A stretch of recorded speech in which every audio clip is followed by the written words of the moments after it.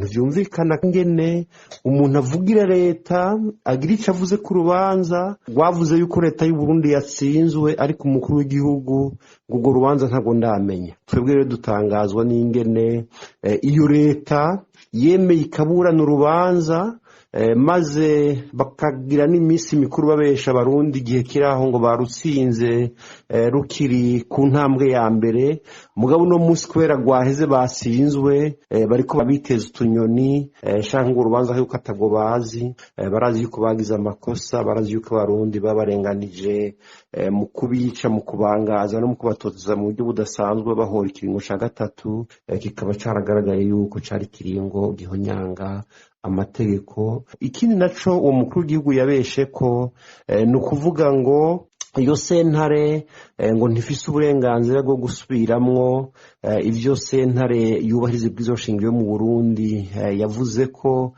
ngo ntifise ico yovuga ku ibwirizwa shingiro. Icambere twagomba kumenyesha nuko igihe urwo rubanza rwashingishwa ntitwagiye kunguruza urubanza rwari rwaciwe na sentare yubahiriza ibwirizwa shingiro.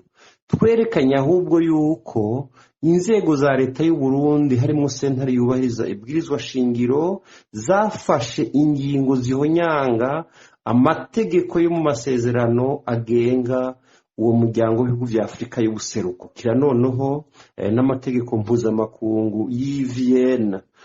Yo cacane mu ngingo ya 27 iyo ngingo iravuga neza yuko igihugu cinjiye mu masezerano mpuzamakungu kidashobora kwitwaza amategeko yaco mu kugira ngo kivuge yuko kitoheza ngo cubahirize amasezerano mpuzamakungu kiba cateye ku mukono. Ikindi tutokwibagira nuko mu ngingo ya 33 gace ka kabiri k'amasezerano y'umuryango w'ibihugu vya Afrika y'ubuseruko, iyo ngingo iratomora neza yuko ingingo ziba zifashwe na sentare y'akarere zidashobora kuvuguruzwa n'ingingo ziba zafashwe n'amasentare y'ibihugu bitandukanye. Twebwe tugasaba yuko umuperezida nka Ndayishimiye atosubira kubesha abarundi n'amakungu, ahubwo yokora ibishoboka vyose urwo rubanza rukaja mu ngiro ku ngingo zose zishoboka.